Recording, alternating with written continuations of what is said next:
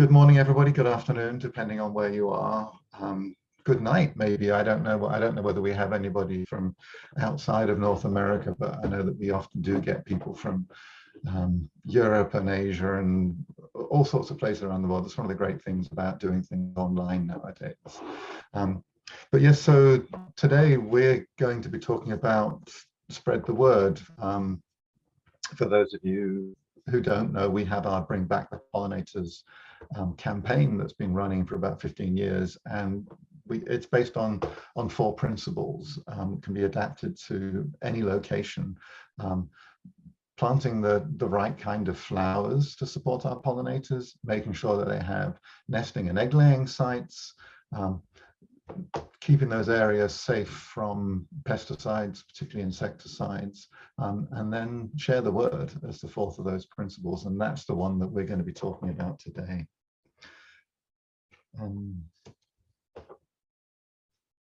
Just trying to, there we go. For those of you who don't know, the Xerces Society, we are an environmental non-profit organization. We are based in Portland in Northwest Oregon, over on the west coast of the United States. And we are a non-profit that protects the natural world through the conservation of invertebrates and their habitats. And our name, we're named after the Xerces blue butterfly, which is one of the first butterflies known to go extinct in North America because of human activity. It used to live in the San Francisco Peninsula area, and then as that city expanded, and expanded particularly into the coastal areas along the Pacific, the dune systems there, its habitat disappeared, and it was last seen flying in 1943. And the photograph we have here, you'll see the date, copyrighted 1927. This is a page from John Comstock's Butterflies of California, and it's the only butterfly book that I know of that includes the Xerces blue butterfly. As an organization, Xerces Society, we are member supported, so thank you to any of you out there listening today who donate and support our work. We have almost 14,000 members now scattered around the world. We have ambassadors and other volunteers who are involved with outreach. We have the community science volunteers who gather data. We're supported by private foundations and business partners. We have networks of university scientists around who keep us informed and keep us honest, because we are a science-based organization, and that means that we need to try and make sure that we're keeping on top of the latest and the most relevant science. And when it comes to making on-the-ground change, we don't own any land. We're not like some of those other non-profits who have reserves and land holdings, etc., etc. And so for us to make a difference on the ground, we have to partner with people, and that's agencies from cities up to the federal level, farmers, land managers, anybody who has land. And also, I like to thank the people who are just doing things in their own neighborhood and in their backyard, quite literally, because these little things really do make a big impact. Today's webinar is a little different structure from the typical. As Rachel said, we want to try and have ideas and input from all of you out there who are listening in today. And so we've broken it up into 3 sections, and I'll be talking for a few minutes about some things that you can do as an individual. I mean, essentially that's like, what you might be able to do in your garden or from your own home to share the word. And then we'll have about 5 minutes of just open forum, and we'd like you to contribute ideas about what you're doing and share suggestions about what's worked. When we get to that point, Rachel will be emceeing all of that for us. And then the second section is kind of what you can do as a community. And Laura will be leading that, and then another 5 minutes or so of open conversation. And then Rachel will take over as a presenter and what you can do with your community. Subtly different, but hopefully it'll make sense by the end. And then we'll have another open forum session, and then wrap it all up with a Q&A and an open discussion. So what you can do as an individual, a lot of people already have pollinator gardens or pollinator plantings on their front deck or their balcony, or whatever space they have. And so I mean, and I do this myself. In fact, these photographs are both of my own garden. And one of the first things that we can do to share the word is signs. And there's no right or wrong way to be doing this. These two examples are actually Xerces Society sign. The one on the right is our current sign. Sorry, the one on the left is our current sign. The one on the right is our old sign. And I find this to be really useful, just a totally passive way of explaining to people why your garden looks different. And I know that for many people, that you having plants, having longer grass, having, what some people look at it and go, it's weeds or it's scruffy and messy. If you can put a sign up and explains why it looks like that, then it can go a long way in having people accept that. It also encourages them. And again, I don't set out to try and change my neighbors into creating pollinator gardens, but I know that the people are around where I live have started doing that, and they've said to me, "Oh, we saw what you were doing. We saw your sign, and we started putting a few plants into our gardens." And so little by little, you can get more people involved in a very simple, passive, easy to do way.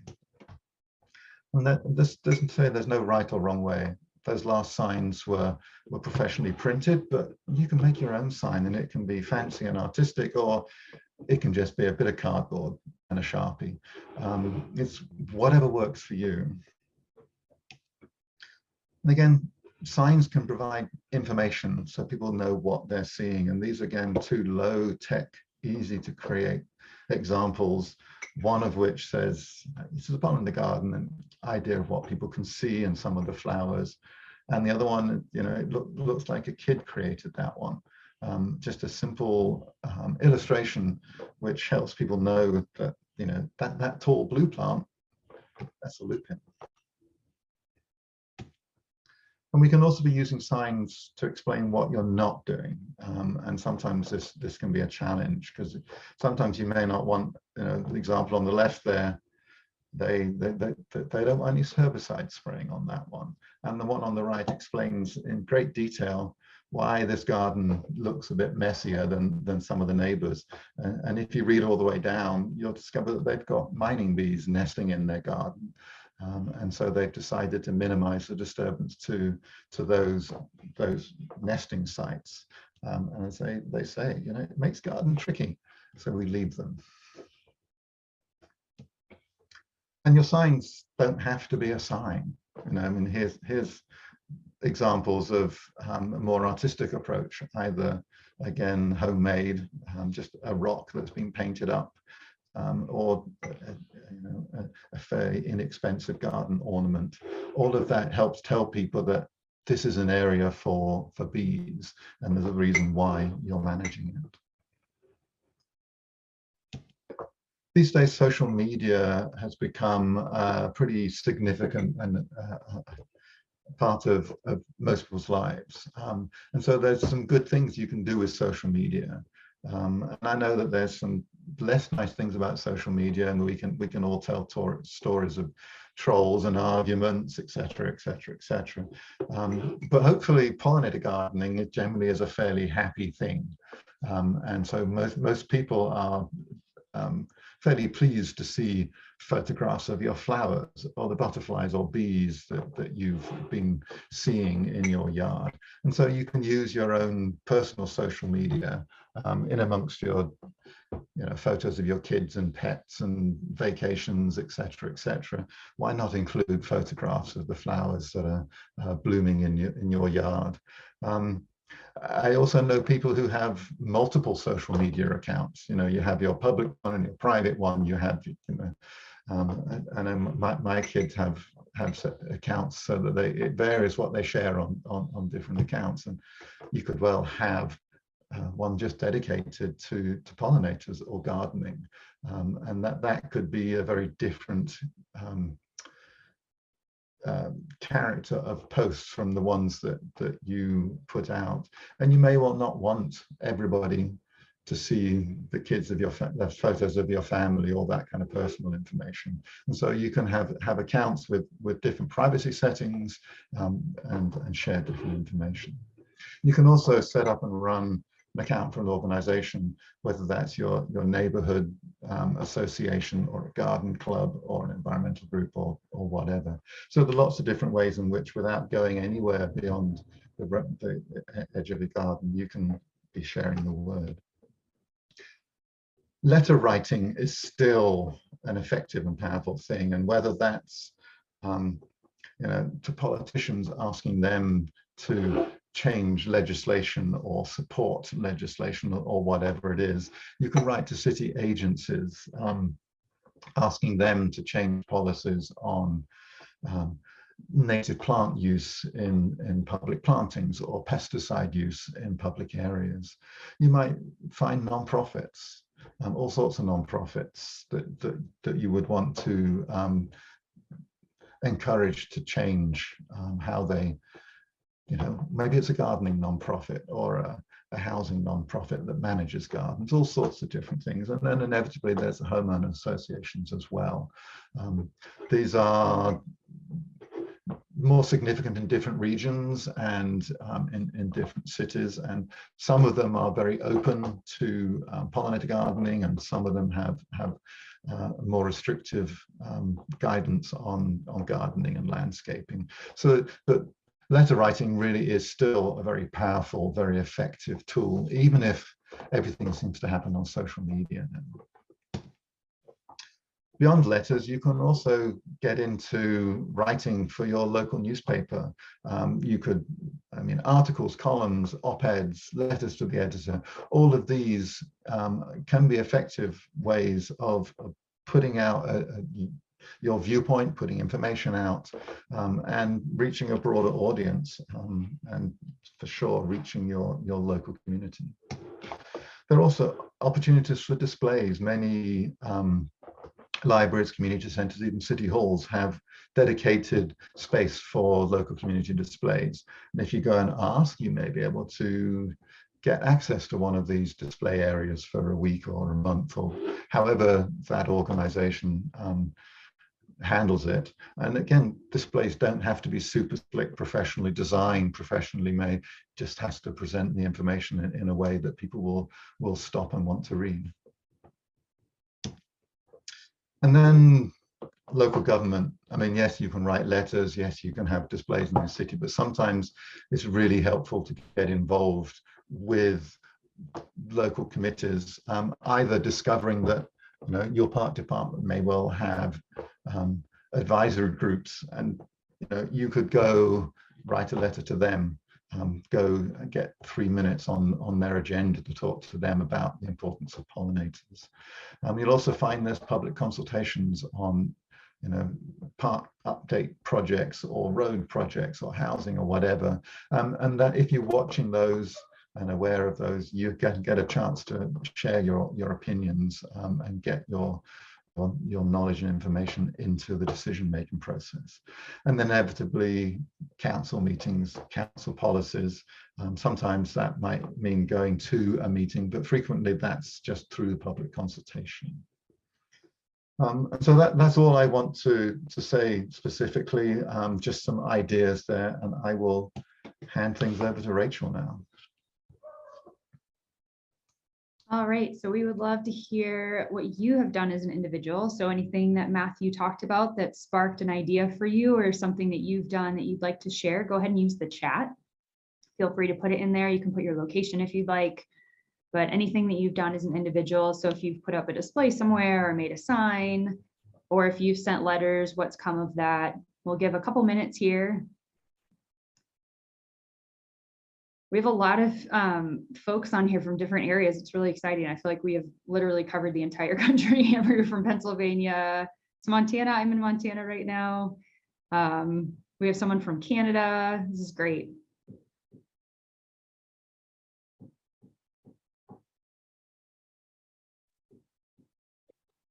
Something that Sorry, go ahead, Laura. I was just going to say something I've had luck with is just chatting with my neighbors about some of the fun flowers in my yard. I've got one of our pollinator habitat signs up to answer the basic question of why my yard is a little bit more chaotic and why I let things go to seed. But I've had some wonderful chats with my neighbors, and they've been really supportive about the fact that I kind of have a more of a meadow look to my yard. They know what is going on thanks to my sign, and they see me out there gardening. So it's a great opportunity to strike up a conversation and sometimes even give away some seeds from some of the flowers I planted. That's great. Yeah, talking to your neighbors is a really effective, like very hitting the ground community grassroots way to connect with folks. So we have Elizabeth on. She is an environmental scientist for California State Parks, and they're now working on establishing pollinator habitat, which is really exciting. We have someone who has a monarch way station in their yard, Nuppy. I hope I'm saying that correct. Wow. Emily has been in a long process of converting a large turf yard into native plant habitat and over 50 species. That is incredibly, that's impressive. Oh, I love this. Diane has a little free library with native plant and pollinator materials. We have a lot of those in our neighborhood, and they just make me really happy. I got a free puzzle the other day. It has nothing to do with pollinators, but I was really excited for a free puzzle. So, hey, you can expand beyond just books. Yeah, if you don't mind me jumping in, I'd completely forgotten about free libraries. We have some in our neighborhood, and one thing I do is I get like insect guides for kids. And I put them into these as well. So I've been using some of them to try and get a bit more information out. But no, but that's a great idea. They're really fun. So Meg has stopped spraying for mosquitoes and using pesticides, and she has seen a lot more insects compared to the years where she has sprayed, which is really exciting. This person does Master Gardener lectures to her association and other open groups. That's great.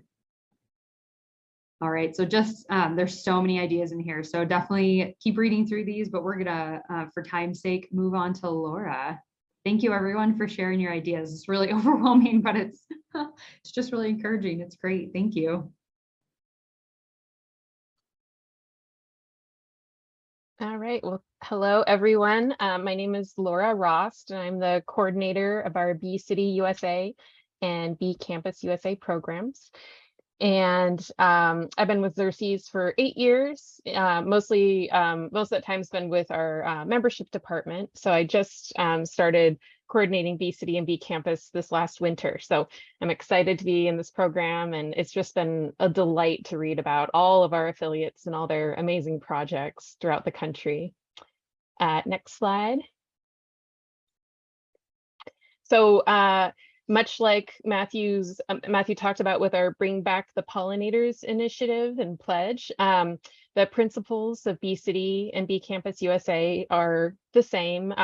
We're encouraging cities and campuses to increase native flowers, provide nesting habitat for native bees, reduce or eliminate pesticide usage, and spreading the word like we're doing today. Next slide. All right, so this is a map of our affiliates. You can see this on the website. I'm not going to keep this up too long. So if you're looking for a specific affiliate, I encourage you to visit beecityusa.org. But you can see here the cities that are bee campuses, or rather the bee campuses are the little circles that are kind of a blue-purple, and the bee cities are the orange triangles. So we've got a pretty good distribution across the country. Certainly, we've got some great pockets, especially on the East Coast. If you want to go to the next slide, Matthew. So here's an overview of about how many affiliates we have right now. We're in 45 states. So if you're looking to get involved, there's a good chance we have an affiliate nearby you, or we of course would love you to start your own if you're interested in making your city or campus an affiliate. We've had some really steady growth and a lot of a lot of our affiliates become affiliates because they hear about the program through other cities and campuses. So that's yet another way that everyone is spreading the word about pollinator conservation for this program specifically. Next slide. So the program's been around since for 10 years, actually. It initially was an independent nonprofit, and then the Xerces Society basically absorbed it, adopted it in 2018. And just since 2019, we have engaged with over 1 million people in pollinator conservation through Bee Campus and Bee City. And that has resulted in over 2,500 habitat projects, over 3,700 acres. So we know the impact is larger than this, but as far as since 2019, this is about where we're at with our stats. If you want to go to the next slide, Matthew. The exciting thing about Bee City and Bee Campus is that it reflects the local community, and it is something that can be integrated into existing good work that's happening on your city or in your campus. These projects run the gamut, but a major component of the program is actually habitat installation. So there's tons of opportunities for not only individuals to volunteer, but groups like sororities, master gardeners, garden clubs, scout groups, all sorts of opportunities for groups that already want to do service projects. They can actually work within Bee City and Bee Campus and support that program. And we provide basically the structure for the program, but the affiliates get to make it their own and make sure that the program reflects their community. Next slide.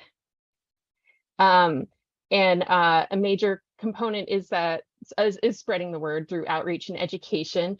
The cities do this in many creative ways, and our campuses, in addition to just doing at least one outreach event, cities or campuses have to also integrate pollinator conservation into curriculum and service learning and continuing education.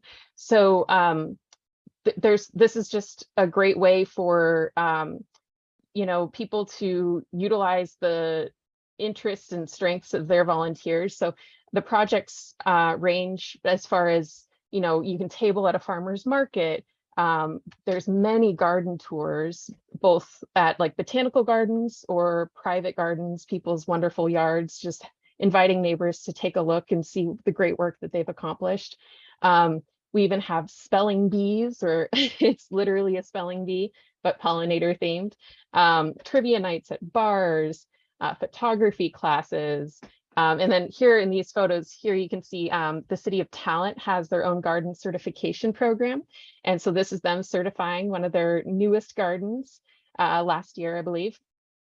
And on the right, we have a picture of Gillette, Wyoming. They have an Adopt a Planter volunteer program where they supply the plants and volunteers adopt a garden bed throughout town and design it their own way. So there's all these kind of guided ways we can help the community get involved and keep it personal and keep it something that people feel connected to and reflects their own interests and personality and strengths. So yeah, there's just a lot of great ideas to be found through our affiliate reports on our website and in our blog. So if you're looking for inspiration, I definitely recommend checking those out. Next slide. And I just wanted to do a little case study on our No Mow May initiative. You may have heard about this program.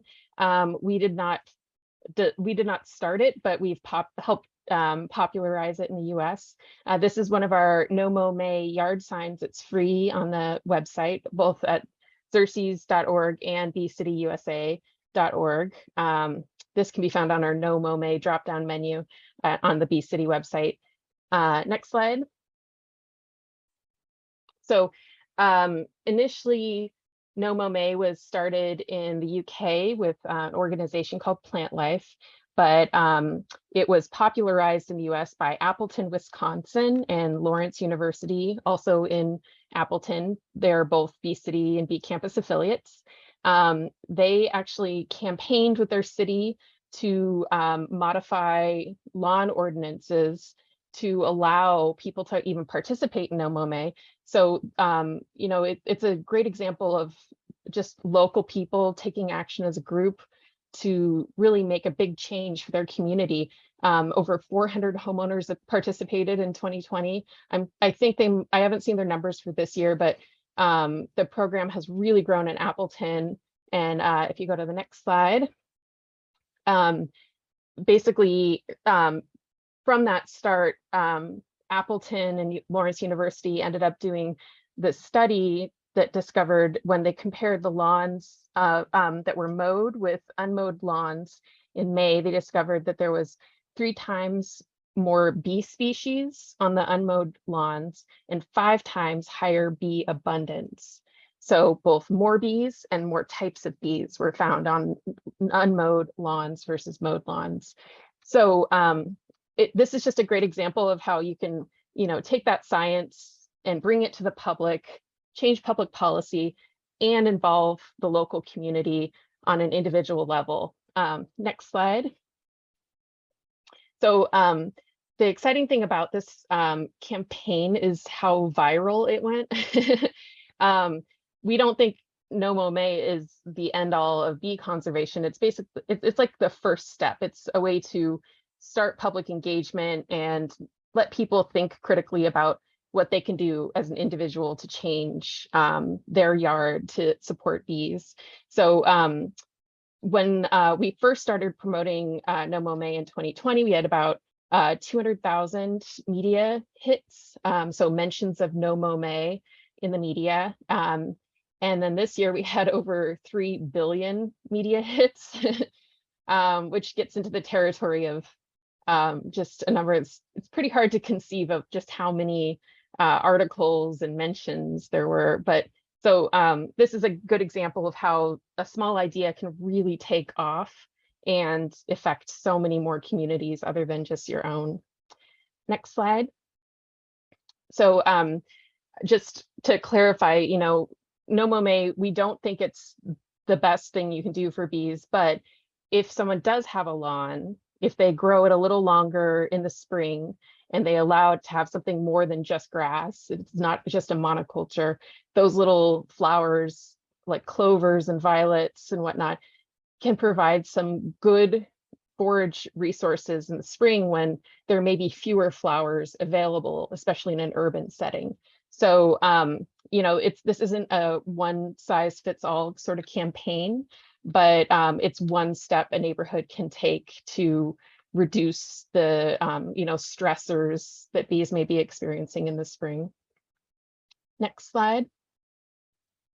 And on this note, we've put together a No Mow May promo kit. If you're interested, you can see it on the bcityusa.org website on the drop-down menu. And we basically have compiled a whole variety of resources to help you and your community learn about the principles behind the science behind mowing less, and alternatives to even having a lawn if you want to go one step further.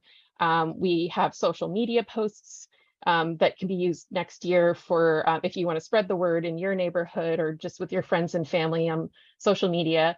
And you can download little images with No Mow May information to share. And then we also even have examples of No Mow May resolutions that have passed throughout the US. We found that, you know, oftentimes once some policies are in place with something like this, it's much easier for another town to look and see, oh, this worked in Appleton, it could work here, you know. So people can see from these resolutions that they don't have to be the trailblazers in their community. They can use these existing resolutions as a template and, you know, make sure that it reflects the requirements of their community as far as weed and lawn ordinances. You know, sometimes it's just suspending weed and lawn ordinances as far as height goes, or reporting weeds in May. It could be, you know, maybe eliminating those rules throughout all of the spring, or just increasing the height allowed for lawns year round. which would be best case scenario. So there's lots of tools there if you're looking to participate. And next slide. But in a perfect world, we'd love to see yards look much more wild and natural, and bring in those native plants that reflect the ecological uniqueness of your community, and kind of celebrate the beauty and diversity of native plants. So here's just a little bit of inspiration for a lawn. Next slide. So if you're interested in getting involved with Bee City or Bee Campus USA, I have some screenshots here on the left, so you can see if you want to see which affiliates are in your area. You can see there's a city and campus option on the drop-down menus where you can view current affiliates. You can contact them through their profiles on our website. There's a little blue contact button on the left of their profile. If there isn't one, they may just not have posted it, but you can reach out to me, and I can connect you with whoever's on the committee of your local Bee City or Bee Campus. And if you don't have any affiliate close by you and you'd like there to be one, you can actually see on those same drop-down menus, there's an application instruction series for both Bee City and Bee Campus. We have everything from outreach materials and presentations to just guidance about what the steps are and we have an FAQ. So we're here to help, and feel free to email me if you have any questions, and we'd love to have you on board. All right, I think that's everything from me. Thank you so much, Laura. So what have you done with your community? Put your ideas in the chat. We have a couple left over from the last section that definitely applies here, and I wanted to share them. So Marlene, this is exciting. She organized a local Facebook group for native gardeners in Southern Maryland, and they have 2 share/seed swaps a year to get others involved, which is such a great idea. I think that's really a good use of social media. Someone else also mentioned Nextdoor. That's another kind of social app that it depends on where you live, and you can connect with people in your neighborhood, and they can be, like Laura said, one size fits all is not the case with Nextdoor as well. So some Nextdoor apps I think can be really useful, and people are open and willing to share information. So if you haven't checked it out in your neighborhood, I would definitely recommend that. Maryland has a neighborhood association. This is really impressive. They have an annual Pollinator Day every year, open to everyone, where they have free plants, seeds, information, and there's a neighborhood walk and garden tour. That's really, really fun. And they also have entertainment and fun activities for kids. I think we should just implement that all around the US. That sounds like such a great idea.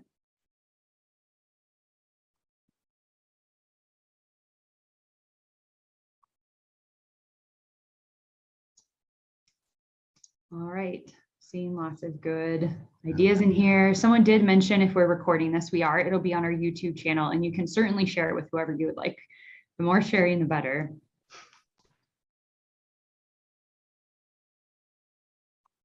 Did you want to jump in, Matthew? Did you have any ideas or comments? That was all it was a comment that I noticed, and I just wanted to make sure people knew that, yeah. Once it's on YouTube, it's freely accessible to anybody, so it can be shared. So. Gloria has built a native seed library in their community garden. That's a great thing too. Yeah. Now there's some amazing things that are being mentioned here. I mean, other people say they find our events inspiring, and I find all of these, and just, I mean, seeing what people are doing, how they're already engaging in their local community is just astonishing. It's the kind of stuff that keeps me coming back each day to work. Cynthia runs an organic farm, and they took 9 acres out of 74 acres to add wildlife and pollinator habitat to the riparian edges. They have public events and school field trips that are open to researchers by the UC, some local universities. That's such a great idea. What a great use of the riparian areas as well. Yeah, I'd love to see more riparian and drainage ditch areas in urban and suburban areas utilized for pollinator habitat. I know there are some considerations like fire risk and whatnot, but if it's appropriate, gosh, it'd be nice to see like some goldenrod and asters blooming in those drainage ditches instead of just grass. So my hope is that we can see some progress on that nationally, like maybe getting that integrated into some best practices for those sites. I don't know. I'd like to see that. Yeah, me too. All right, so the chat has slowed down a bit. So Matthew, if you want to go to the next slide, I'll do my section and then we'll have time for questions. All right, what can you do in your community? Next slide. All right, you can host a webinar. So obviously you're all familiar with our webinars because you're watching one right now, but we do have a number. I think our staff has grown to like 70%. So we have a lot of experts on our staff. And if you're interested in hosting a webinar for your neighborhood, for a group that you're a part of, for any organization, you can go to our website at xerces.org/events. And at the top of the screen, you'll see a speaker request form, a link to that form. And that actually goes to me. And then I reach out to our staff and our volunteers to see if anyone is available. But that's a great way to get into your community and to share information. So you can definitely host a webinar. You could also just host a movie night and play one of our recordings from YouTube as well, if that tickles your fancy. All right, next slide, Matthew. Another great way is to volunteer. Laura talked about this a lot. Getting involved in your community.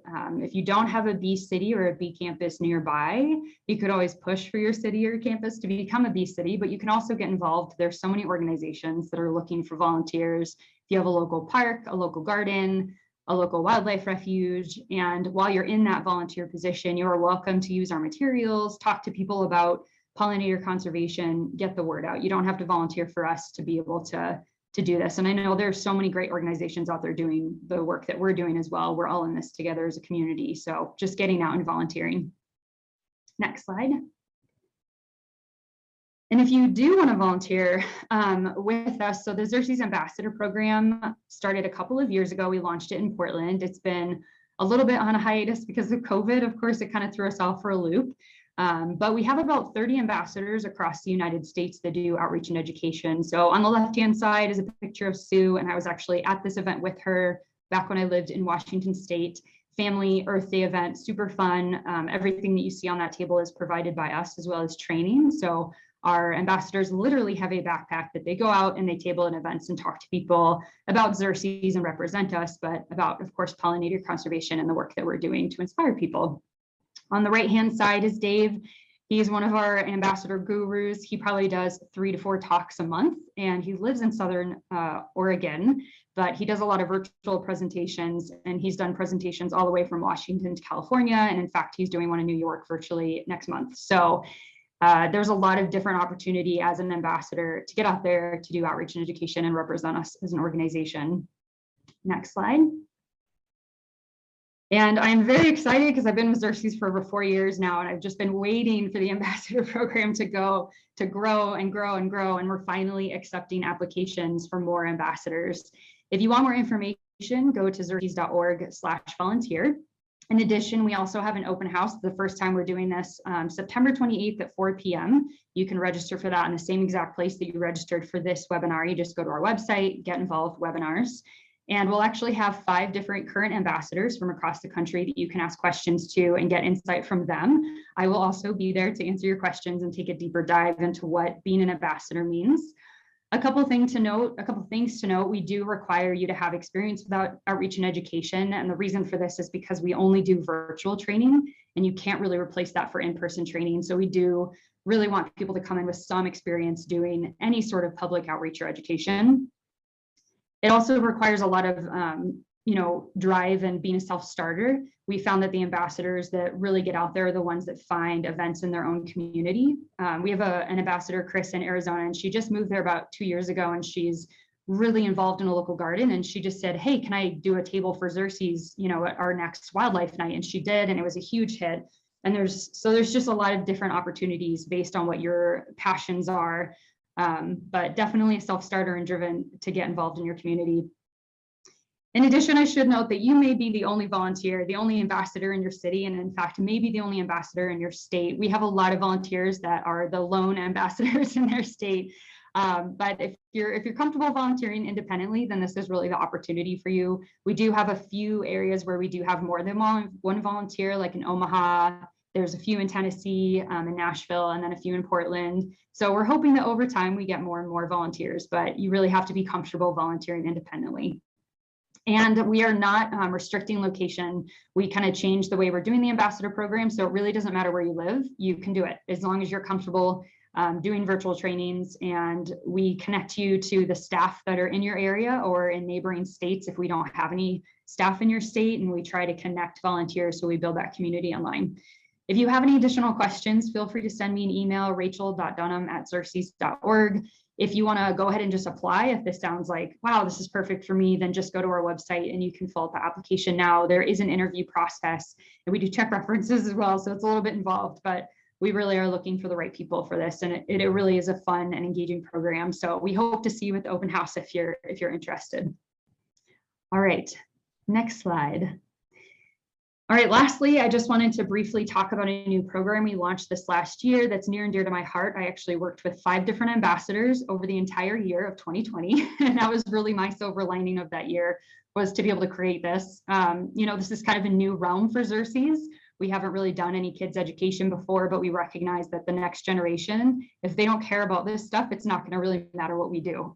It's so important that we get kids on board to really, really care about invertebrates and to be inspired. And all of us, of course, at some point in our lives were inspired. And I know for me, it started when I was a kid and my parents took me camping, and I spent a lot of time in the outdoors, and I fell in love with wildlife and eventually with insects as well. So X-Kids is very similar to the Junior Ranger program that the Park Service does. So it is kind of built for 3rd through 5th grade, but we have people everywhere, kids from preschool, pre-K, up to high school. So it's really not that limited by age, just depending on how much help kids might need with some of the activities. But Blue the butterfly is our main character, and you follow them around to meet different invertebrate friends, and each invertebrate introduced has an activity. And once kids go through all the activities, they go online and they submit a survey, and then they get a really cool X-Kids badge in the mail. So it's a really exciting program to get involved in. And if we go to the next slide.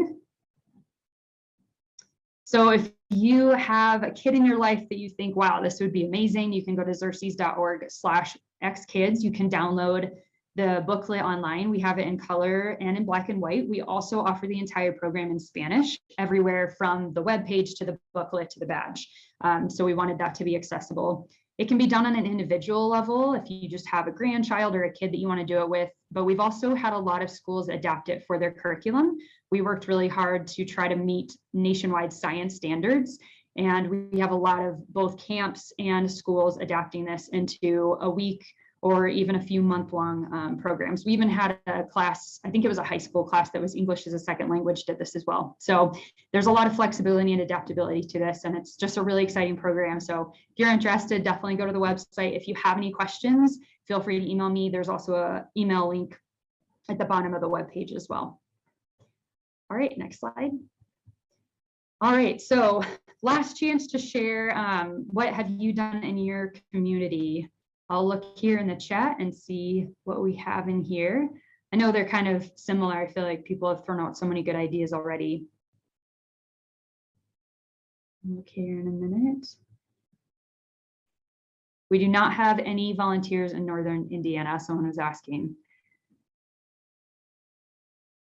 That is a really good question about, sorry, I'm just diving into questions now because they're in the chat. But if you have questions, please put them in the Q&A so we don't want to miss any. But we'll be accepting applications probably through mid-October, so you don't have to apply before the open house. I just bought a house, so my capacity is going to shrink, and I'm going to be out of town for about a week or two. And so if you want to wait to apply, there is no problem with that at all. I think the open house is a great opportunity for you to find out whether or not it's the right opportunity for you. We want people to make sure it's a good fit for them. So, and it's not required to come to the open house either. So you can apply anytime between now and sort of mid-October. I apologize. I should have put that date in there. In fact, after this, I'm going to put it on the website right away. So thank you, Marlene, for asking that question.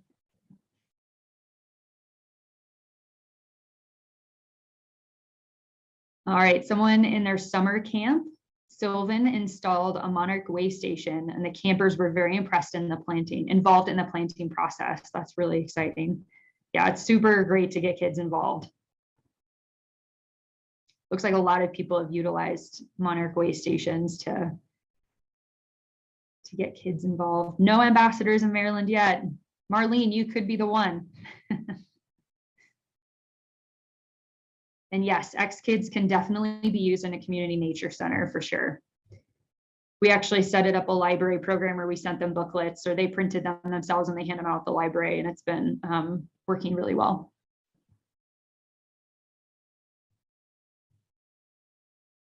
We have someone from Indonesia on here. Welcome. That's very exciting. All right, it looks like we're getting a lot of questions, so we'll just move into the question portion now. Thank you so much, everyone, for putting your ideas in the chat. It really has been just so inspiring. And no, we don't have any ambassadors in Canada, unfortunately.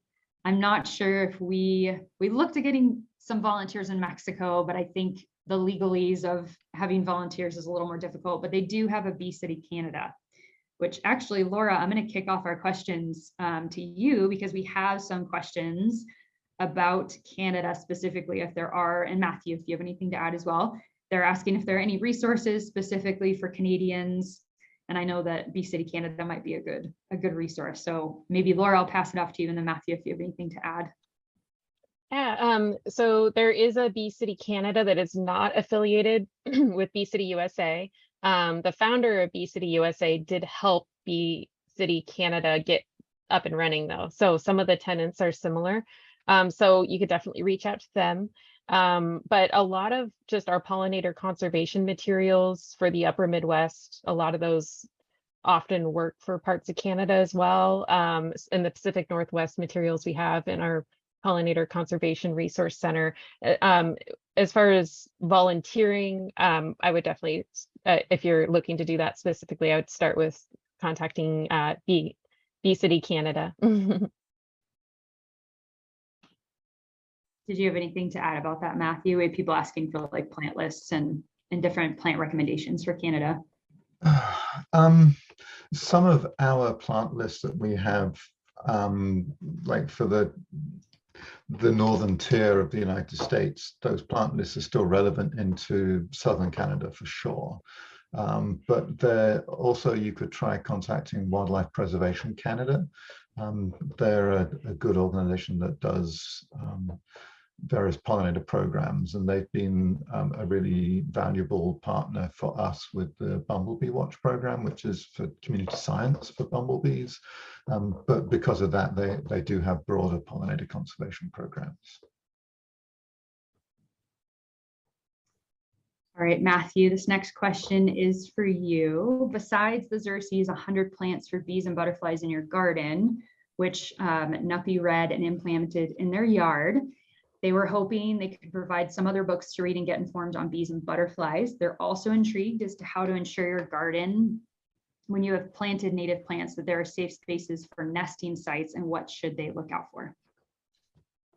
Yes, of course. Yeah, and I just remembered another book because there are some beyond 100 plants for bees and 100 plants for monarchs, that we also have Attracting Native Pollinators, which is a much broader discussion of all the things you can do in your garden or park or community garden or wherever on promoting and protecting pollinators. Includes information on nest sites. If you want butterflies in particular, we did produce Gardening for Butterflies, which is published by Timber Press. This includes guidance on not just choosing plants, but on designing and designing your garden, preparing the site, you know, et cetera, and actually installing it. But I mean, this is just the Xerces Society one. There are so many other books about butterfly gardening that I mean, I'm shamelessly going to promote Xerces' own stuff, but that's partly because I actually don't know the names of some of the other books. I don't have them on hand.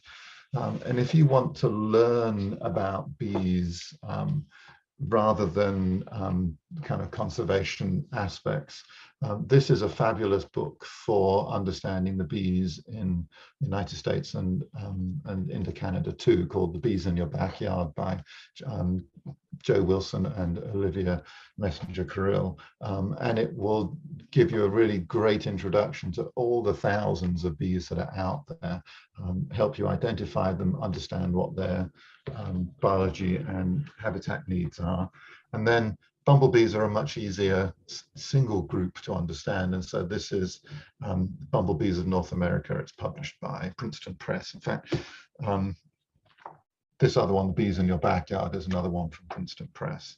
And I'd add that we had nothing to do with either of these two. So these are just books that, as you can tell, that I even have them tabbed because they get heavily used by me. So those are some, I mean, books, and I'm a book nerd, so I still love books. There are also some great websites, and so if you start looking online, you'll find content from state extension services, for example, that will give more information about specific bees or butterflies to your area, and the same with gardening hints. Ensuring you have nesting sites. Well, one part of that is ensuring that you have soil, bare soil, accessible to bees. You don't want to put bark chips or mulch down everywhere because you'll be interrupting access to the soil, which can just make it harder for bees. So if you need mulch down to hold moisture in, you know, do that, but please don't cover all the bare ground. Try and make sure you have some bare ground. And the other thing that you can do is to make sure you have plants with the right kind of hollow stems. And so sometimes that's shrubs such as sumac or raspberry or elderberry. And some of these solutions are great for larger yards, but not so good for smaller yards. Because if you have a smaller yard, you can put in nest blocks and such like. And I've seen a couple of questions in here, or in the, maybe it was in the chat, someone was saying they would love a class on bee hotels. And a couple of other people have supported that. We haven't done classes about bee hotels because they're not all that straightforward. And I mean, when people talk about a bee hotel, often they're thinking of these huge, great structures with hundreds and hundreds of holes in them and lots of different bundles of reeds and blocks with holes in, et cetera, and those actually can be problematic because you can end up with a lot of disease and parasites of bees concentrated in one area where you potentially could have a lot of bees. So there is a place for small bundles of hollow stems or small blocks with 8 to 10 holes, but kind of scattered around your garden so that the bees will find them and you won't get all the parasites in them. So that's probably a longer answer than people needed, but there you go. No, that was great. So since you're talking about habitat, I am going to ask you this question. You didn't mark it, but hopefully you're okay answering it, because I think it's an important one and we do get it often. This person's wondering where they can order native bumblebees for Western Washington. Is this sensible or beneficial, or are they better off building on what they have begun with all native bumblebee butterfly supportive yard? Yeah, on the whole, we don't encourage nor support purchasing of bees, and that's both mason bees and bumblebees. Specifically bumblebees for Western Washington, I'm not even sure if there are native bumblebees to Western Washington that are commercially available. In the United States, the center of the bumblebee breeding industry has been in Michigan. and they breed the eastern bumblebee, or common eastern bumblebee is its full common name, or Bombus impatiens. And that is a bee that's restricted to the east of the Rocky Mountains. And it has been shipped into Arizona, it's been shipped into Washington, D.C. It's been, because it's a commercially available bumblebee. Whereas I said Washington, D.C., but I meant Washington State and BC, British Columbia.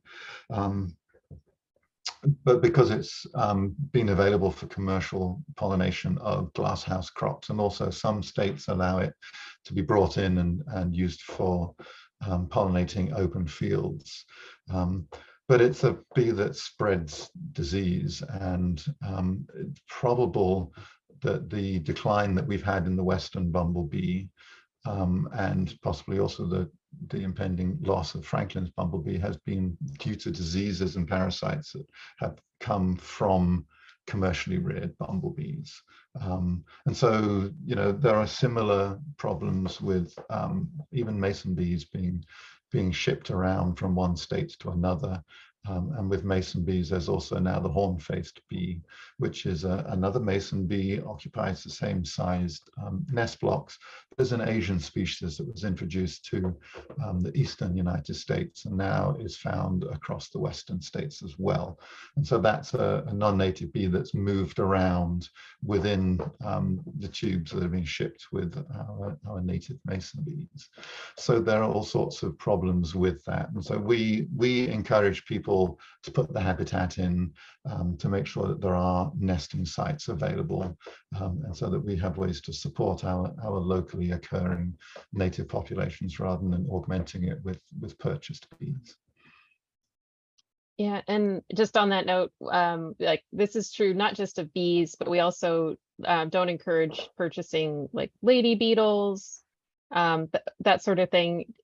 Really, the philosophy of if you build it, they will come is the best approach. Plant those native plants, maintain that habitat in a natural way as much as possible, and you'll be amazed by what starts showing up after just one season, but after 2 or 3 years, you'll really start to see some changes. So it can be very rewarding to just see what you can attract just by giving them that natural habitat. Thank you both. Laura, this question is for you. Is there a chart or published material that shows the nutrient density of nectar for ornamental plants such as fuchsia, lavender, and other non-native popular plants that the public like to use? And Matthew, I don't know if you have anything you want to comment on this as well. There's certainly some studies, and I found there's a website dedicated to comparing, emphasizing that nursery varietals often have lower nutrient value than native plants, because what you're wanting to look at with the nice thing about native plants is that oftentimes they've co-evolved with those pollinator species, so they're probably going to be nutritionally on the same page as where the bees need to be. So, but it's both pollen and nectar that our pollinators need at different points. So depending on the species, some care for one more than the other, and the females need more pollen usually. Is that right, Matthew? It's certainly easier if you just stick with natives, because then you don't have to look into is this one a non-native but also has good pollen or good nectar. Matthew, do you have something more scientific? I don't have anything more scientific than that. The question of nectar density, nutrients, etc., I honestly haven't looked into greatly. So I don't really have anything to add. Thank you both. So this is another question related to No Mow May. So have we looked at how the earlier blooming non-native plants that usually come up with lawns that benefit from No Mow May would further outcompete the later blooming native plants, and how this might affect the historic relationship between native bees and native plants? one of those things with not mowing is it's not like oftentimes it's kind of a, you don't quite, it depends on where you are as far as what's going to come up in your lawn. So I don't have any studies on that, but from personal experience with letting my lawn get longer is I'm seeing actually more native quote unquote weeds pop up with time. Initially, I was seeing a lot of dandelions my first year, but over time, I'm starting to see a lot more self-heal. And I don't know, if, Matthew, if you have more on this, but I'm not aware of any formal study. No, I mean, I'm not aware of any formal studies either. There are some studies about dandelions, and dandelions, they can actually suppress other plants. So, I mean, this is one of the reasons that, I mean, we've been talking about No Mow May, but we're only really talking about it because it suddenly became a thing.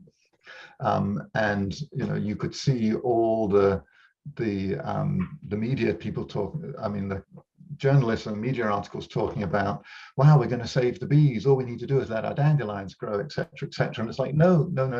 We need to do way more than let our dandelions grow. And so that's really why we got involved. And yes, it was the Bee Campus affiliate at Lawrence University and the Bee City affiliate in Appleton, two neighboring affiliates who got it going in their neighborhood.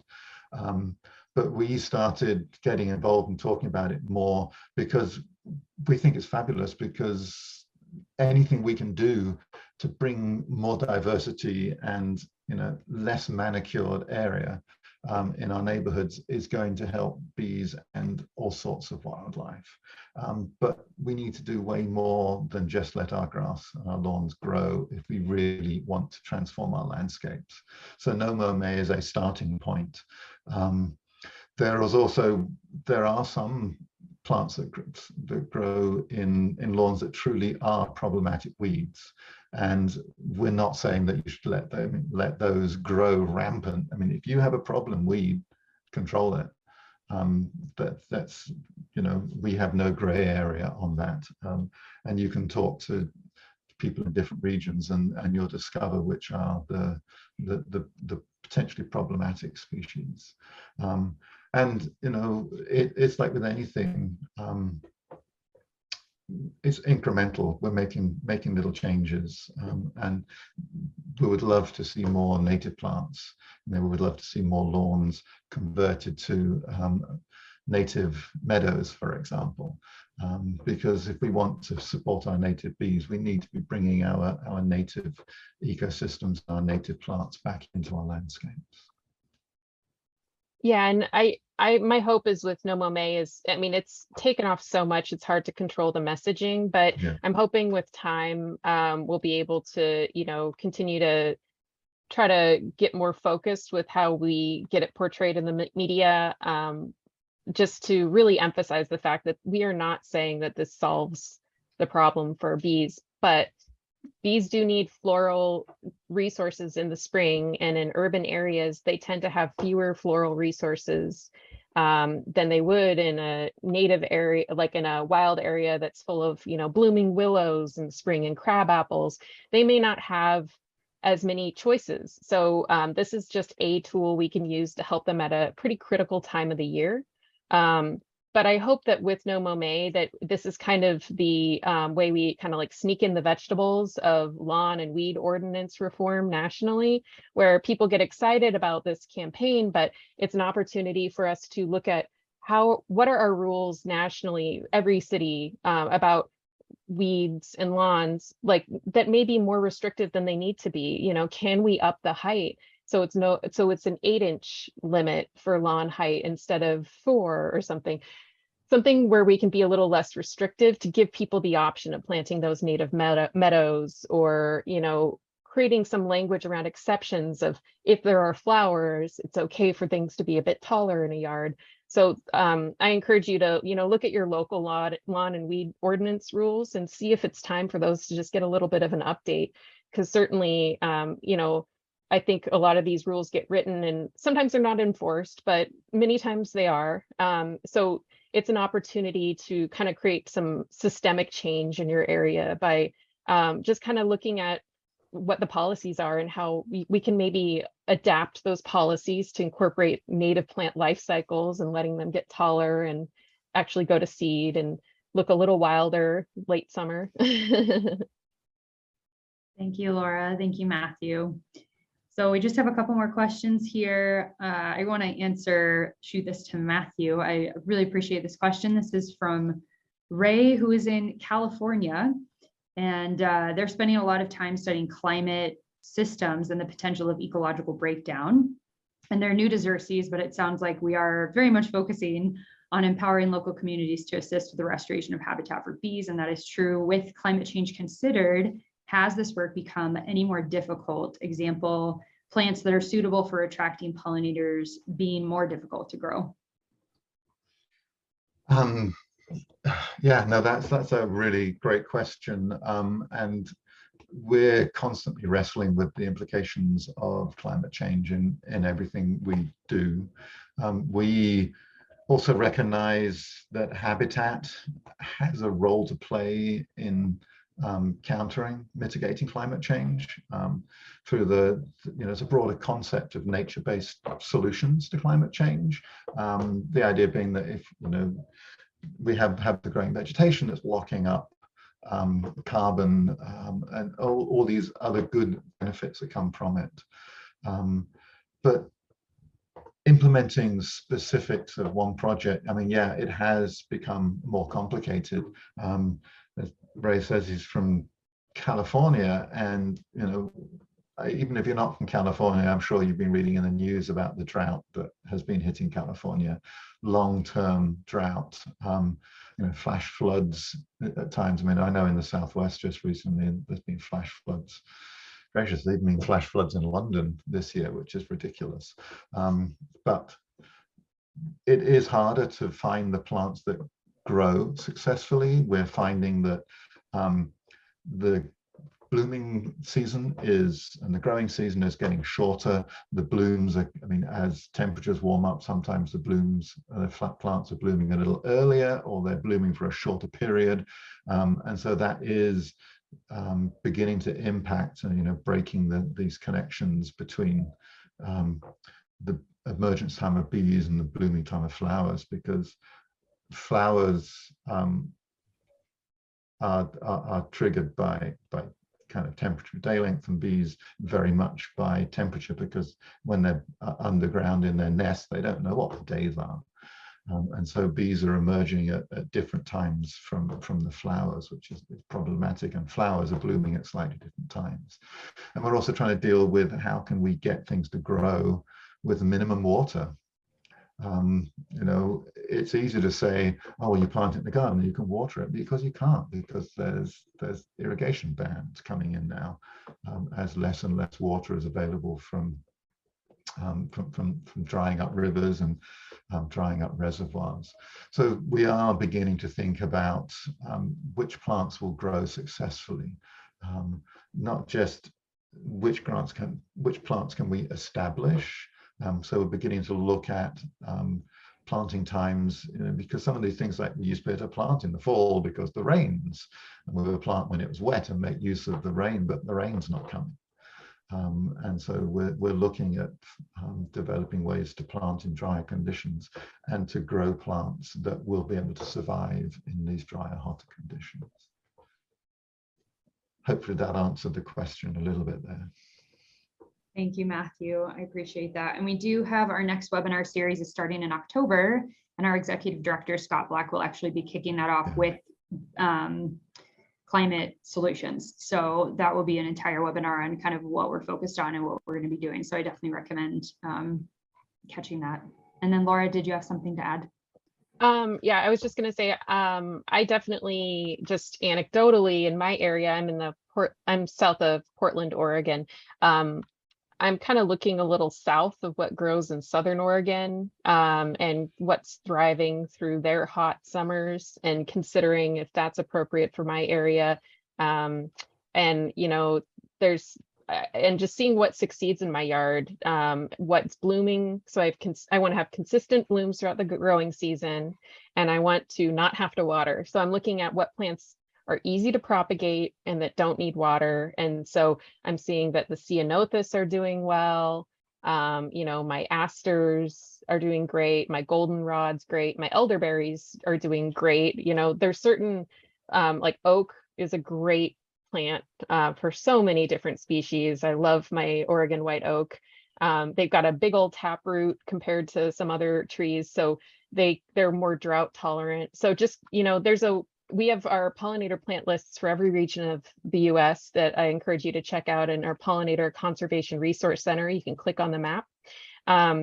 But just going through that list, you can look and see, you know, what plants are listed there and what we say about them. But the ones that we list generally grow pretty easily. So we're trying to set you up for success. So a lot of those plants are going to be perhaps a little bit less water hungry than other varieties you might find in a nursery, or you know, these are plants that are probably going to stick around if you follow that list for your area. All right. Oh, Laura. just real quick, I wanted to note, somebody had said that they were having trouble with the Bee-City search function to look up their affiliate. I'm working on getting that improved, but if you do search, give it a second and it hangs for a moment and then you should see a list. So once you click search, just let it think about it for about 5 seconds and then the list should pop up. Thank you, Laura. So we have time for one last question, and a few people have asked if we have or are planning on making any resources for spraying for mosquitoes and how to manage that, especially with neighbors. I don't have a direct answer to that one. I'm assuming you're waiting for me to answer that one, Rachel. No, our pesticide reduction team is thinking about some of these things, but inevitably there's a certain level of capacity. And you know, we've been working on, had a big emphasis on grasshopper spraying on public rangelands in the last couple of years. A major campaign looking at and encouraging people to track down bee-safe plants in their garden centers and their nurseries, so that the plants you're getting and putting into your pollinator garden are not bringing in the unfortunate insecticides that are harmful to bees. And we have recently expanded that team with someone who is working specifically on issues in gardens, and so they are the folks who are working on pesticides and have that pesticide knowledge. And I know they have done some things, but at the moment we don't have any a significant number of resources nor guidance that we can provide. So I think it's safe to say we will turn to them and say, hey, please help out.